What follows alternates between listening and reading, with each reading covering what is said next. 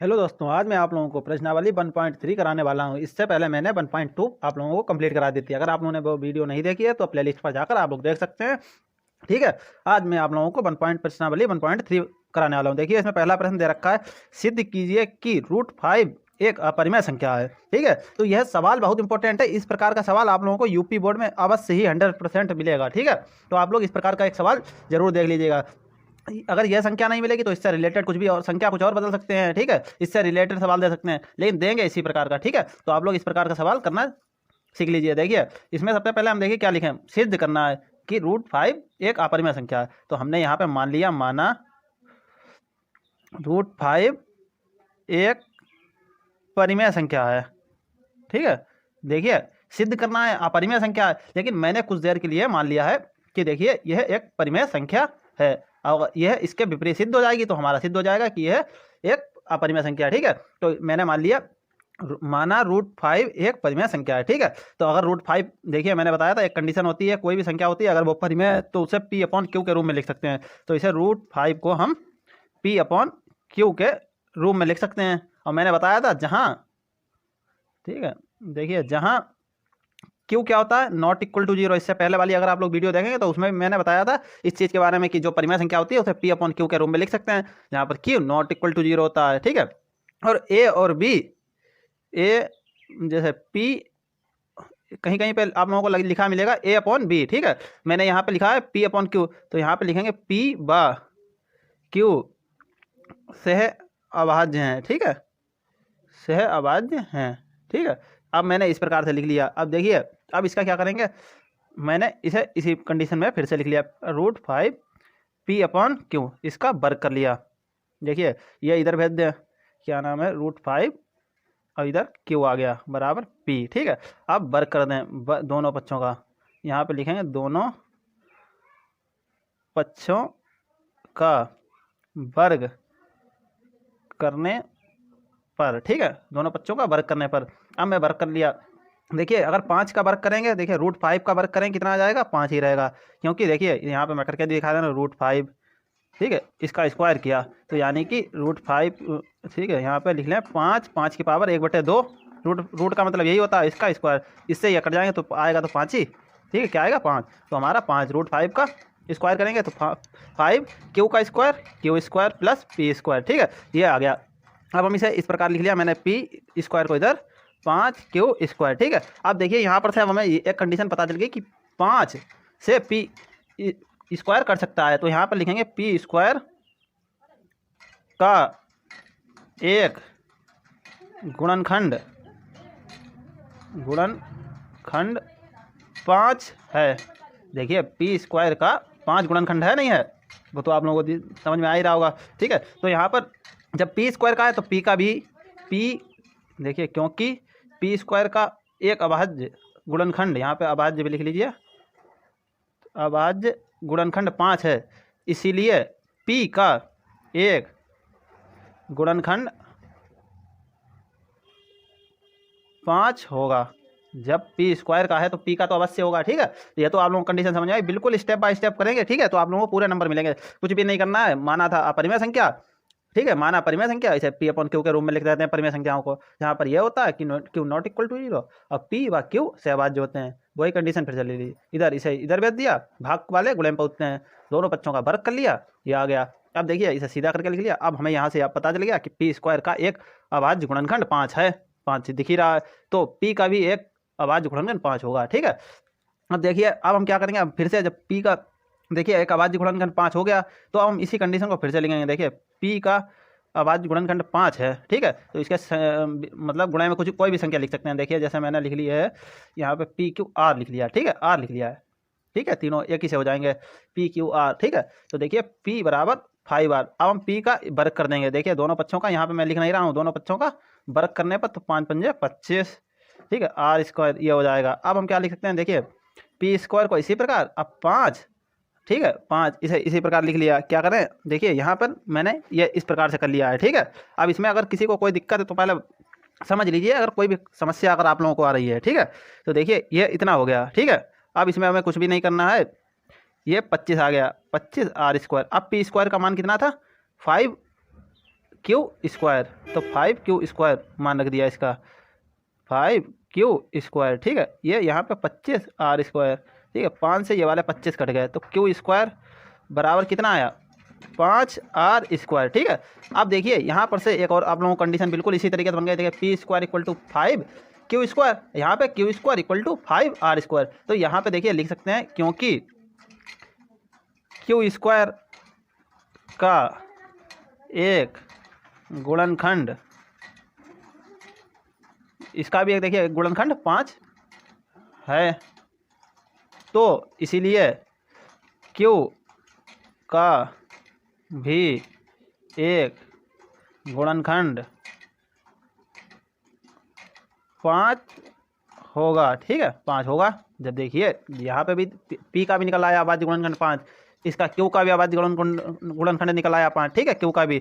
तो देखिए 5, यहाँ पे एक कंडीशन लिखेंगे, 5 p व q का उभयनिष्ठ, दोनों का है उभयनिष्ठ गुणनखंड है, ठीक है। अब यहाँ पे लिख लेंगे, जब दोनों का अभाज्य गुणनखंड निकल आया, हमने पहले ही लिख लिया था, देखिए कहाँ पे, ये देखिए जहाँ पर q ≠ 0 व p व q सहअभाज्य हैं, सहअभाज्य हैं, यहाँ पे इसके अभाज्य गुणनखंड निकल आया, देखिए 5 निकल आया, ठीक है। तो यहाँ पे हम लिखेंगे की गई कल्पना, जो हमने माना था वही लिखेंगे, की गई कल्पना गलत सिद्ध हुई, अतः √5 एक अपरिमेय संख्या है, ठीक है, सिद्ध हो गया। अगर इसमें कोई दिक्कत है, ठीक है, प्रूव्ड यहाँ पे लिख देंगे। जो हमें सिद्ध करना था, सिद्ध कीजिए कि एक अपरिमेय संख्या √5, वो मैंने परिमेय मानी, फिर में ये मान रख दिया, ठीक है, इसे इसके बराबर रख दिया। यहाँ पे जो अभाज्य गुणनखंड होते हैं इनका वर्ग कर लिया, इसका p² का देखिए 5 अभाज्य गुणनखंड निकल आया, ठीक है। तो यानी कि p² का निकला तो p का भी होगा। इसी प्रकार मैंने p को देखिए इसके बराबर मान लिया, ठीक है, p 5r के। अब देखिए इसका स्क्वायर कर दिया, 5 से 25 कट गए, q² = 5r², यानी कि q² का एक अभाज्य गुणनखंड 5 है, तो q का भी एक अभाज्य गुणनखंड 5 होगा। 5 p व q का अभाज्य गुणनखंड है, की गई कल्पना गलत सिद्ध हुई, ठीक है, अतः √5 एक अपरिमेय संख्या। देखिए दूसरा सवाल में हमें दे रखा है, सिद्ध कीजिए कि 3 + 2 √5 एक अपरिमेय संख्या है, ठीक है। तो इसमें भी वही कर लेंगे। देखिए सबसे पहले जो कंडीशन किया था वही करेंगे, ठीक है, जो कंडीशन मानी थी, माना 3 + 2 √5, जैसे उसमें माना था, ठीक है, एक परिमेय संख्या है, ठीक। देखिए यहाँ पे मैंने मान लिया इसका परिमेय संख्या है। अब इसे देखिए, जो परिमेय संख्या होती है उसे p/q के रूप में लिख सकते हैं, तो मैं p/q के रूप में लिख लूँगा। जहाँ पे लिखेंगे, जहाँ q ≠ 0, कॉमा लगा, p व q एक सहअभाज्य हैं, ठीक है, जहाँ पर p व q सहअभाज्य हैं, ठीक है, एक नहीं सहअभाज्य हैं, ठीक है। तो इतना लिख लिया। अब हम क्या कर सकते हैं, देखिए मैंने बताया था वही फिर से उतार लेंगे, वही ऊपर वाली कंडीशन p/q। अब देखिए ये इधर भेज दें तो इससे कुछ फर्क तो नहीं पड़ेगा। 2 √5 को लिख लिया, 3 हैं जो प्लस के, मैंने इधर भेज दिया, p/q जो प्लस के हैं इधर आएंगे, माइनस के हो जाएंगे। अब देखिए इतना कर दिया। अब इसके बाद क्या करेंगे, ये तो मैंने इधर भेज दिया। अब ये वाले √5 को इसी प्रकार लिखा रहने दिया। अब यहाँ पे देखिए ये 2 गुणे में इसके, तो ये इधर आएंगे तो भाग में पहुँच जाएंगे, तो p/q - 3 इधर ब्रैकेट में लिख लिया, अब 1/2, यानी कि इधर वाले थे जो इधर भेज दिया, ठीक है, इसमें तो कोई दिक्कत नहीं है। अब हम यहाँ पे लिखेंगे एक कंडीशन, देखिए LHS, यहाँ पे LHS √5 एक अपरिमेय संख्या है। देखिए अभी इससे पहले ही मैंने आप लोगों को देखिए कराया था कि √5 एक अपरिमेय संख्या है। अब RS साइड 1/2 p/q - 3 एक परिमेय संख्या है। अब जब ये दोनों बराबरी ही नहीं है, ये अपरिमेय है, ये परिमेय है, तो यहाँ पे लिखेंगे √5 बराबर 1/2 p/q -3 ये नॉट इक्वल टू, क्योंकि यह अपरिमेय संख्या, यह परिमेय संख्या, यह देखिए अपरिमेय संख्या, यह परिमेय संख्या, तो ये तो बराबर हो ही नहीं सकती। तो यहाँ पे लिखेंगे की गई कल्पना गलत, ठीक है, गलत सिद्ध हुई, अतः 3 + 2√5 एक अपरिमेय संख्या है। ठीक है, फिर देखिए सिद्ध हो गया। इसमें भी हमने कुछ नहीं किया, बिल्कुल उसी कंडीशन की तरह चले। देखिए वही मान रखे, वही कंडीशन लिखी, फिर उसके बाद में जो जो था वो मैंने इधर भेज दिया।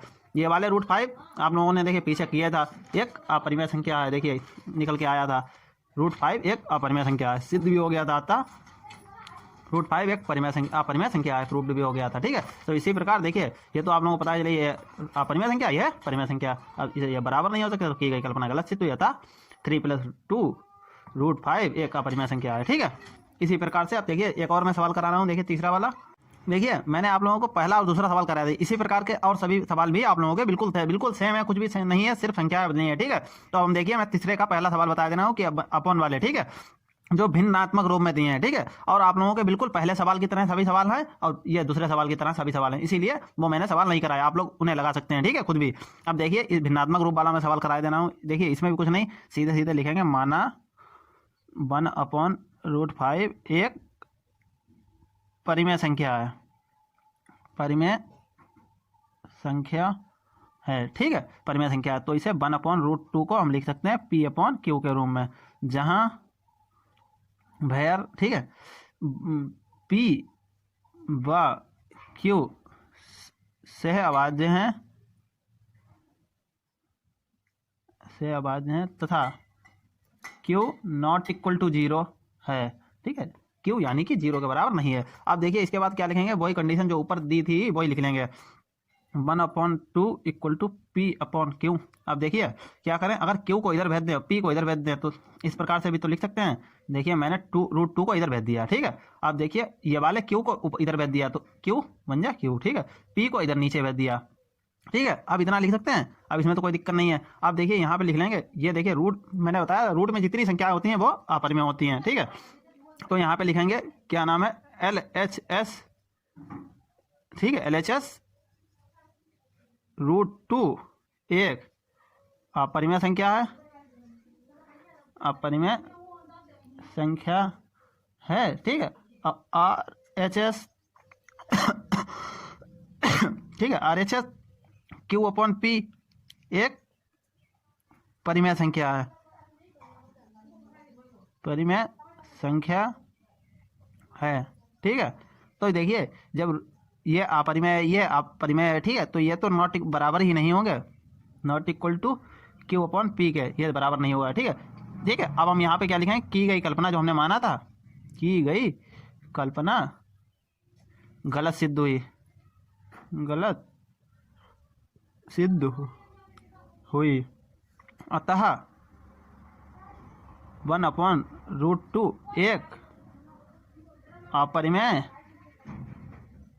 संख्या है। ठीक है, यह सिद्ध हो गया कि यह अपरिमेय ही संख्या है। ठीक है, अगर इसमें कोई दिक्कत हो तो आप लोग मुझे बताइएगा, मैं आप लोगों को, ठीक है, और भी बढ़िया तरीके से समझाने का प्रयास करूंगा। ठीक है, आप लोग कमेंट करते रहिए। ठीक है, मतलब बताते रहिए कि किस तरीके से क्या सही चल रहा है। ठीक है, अगर कोई भी आप लोगों को डाउट क्लियर मतलब आ रहा है तो आप लोग मुझसे पूछिएगा, मैं आप लोगों को बताने का प्रयास करूंगा। ठीक है, और देखिए आज आप लोगों की ये वाली एक्सरसाइज, इसके बाद भी 2 सवाल हैं, वो भी बिल्कुल पिछले ही सवालों की तरह है। ठीक है, तो उसमें देख लीजिए, अगर कोई समस्या आ रही है तो मुझे कमेंट कीजिए, मैं उन्हें भी बता दूंगा। ठीक है, अब इसके बाद मैं आप लोगों को प्रश्नावली 1.4 कराऊंगा। ठीक है, आज के लिए इतना ही। ठीक है, धन्यवाद, thank you for watching my video.